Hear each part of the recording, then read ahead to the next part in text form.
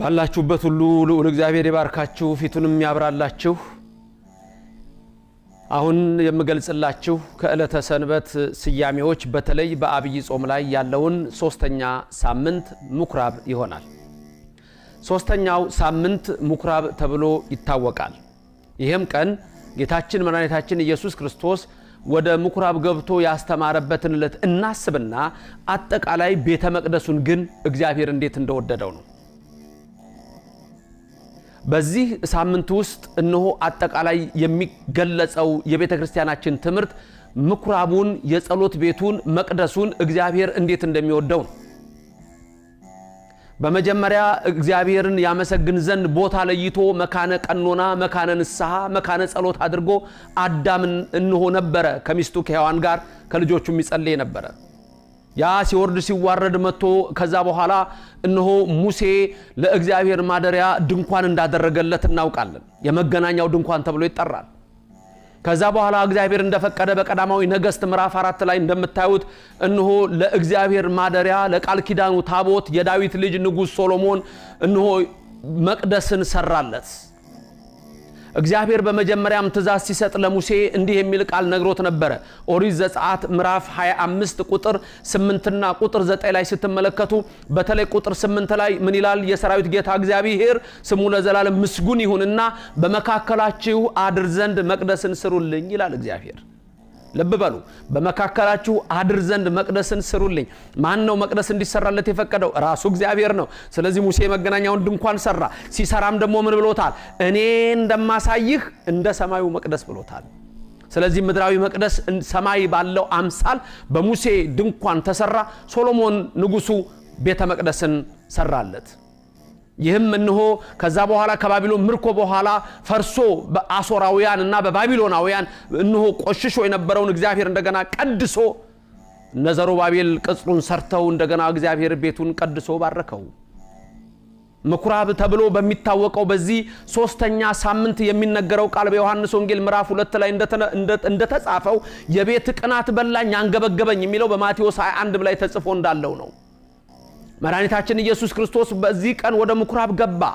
ወደ ምኩራብ ገብቶ እነሆ ምኩራቡን የጸሎት ቤቱን የሌባ ዋሻ አድርገውታል። ስለዚህ ጌታ ምን አለ? ጅራፍ አበጅቶ አስወጣ። እስመ ቅንዓተ ቤትከ በላን፣ የቤት ቅናት በላኝ አንገበገበኝ ብሎ ይሄ ቤት የጸሎት ቤት ነው፣ ይሄ ቤት ማደሪያዬ ነው እንጂ የሌቦች ዋሻ አይደለም ብሎ መቅደሱን እግዚአብሔር ቀደሰው።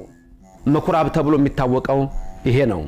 ስለዚህ ምኩራብ የጸሎት ቤት ቤተ መቅደሱ የሚከብርበት የተከበረበት ዕለት ጌታችን መቅደስን የወደደበት የሚወድበት ለዘላለምም እነሆ የተቀደሰ ቤት ሲሆን እንደሆነ የሚያሳየን ትምህርት ነው።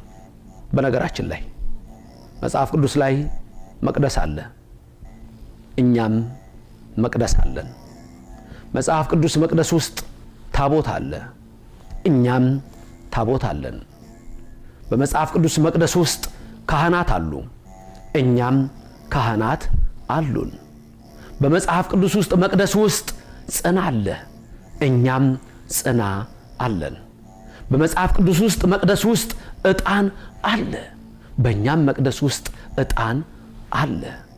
መቅደሱ በምድር ያለው እኔ እንደማሳይህ እንዳለው በሰማይ ማደሪያው ነውና በሰማይም መቅደስ አለ፣ በሰማይም ታቦት አለ፣ በሰማይም ካህናት አሉ፣ በሰማይም ዕጣን አለ፣ በሰማይም ቅዳሴ አለ፣ በሰማይም ክብር አለ። ዛሬም በኦርቶዶክስ ቤተክርስቲያን ውስጥ ይሄ አለ። በሌሎች ዘንድ ግን ታቦት አለ፣ ጽና አለ፣ ዕጣን አለ፣ ካህን አለ። ወገኖቼ ያላችሁበትን እምነት ወቁት፣ ያላችሁባትን ቤተክርስቲያን ተረዱ። ምኩራብ ዛሬ ኢየሱስ ክርስቶስ እነሆ በዚህ ትምህርት ውስጥ እንደምንመለከተው በምኩራብ ውስጥ ገብቶ ምኩራቡ የጸሎት ቤቱ የኔ ቤት ነው አለ። መቅደሱ የሱ ቤት ነው። አሁንም በመቅደሱ ውስጥ እንደምንሰበሰብ ልባችንም የሱ ቤት ነው። በልባችንም እግዚአብሔር ለዘላለም ይደር። ልባችንም የሌቦች ዋሻ እንዳይሆን፣ ቅናትና ሐሜት እንዳይመላ፣ ክፋትና ጥርጥር በውስጡ እንዳይገባ እንደ ዳዊት ልበ ንጹሃ ፍጥር ሊተ እግዚኦ፣ አቤቱ የቀናውን መንፈስ በውስጤ ፍጥር አድስ እያለ እንደተናገረው ልባችንም ለሱ ማደሪያ ይሁን።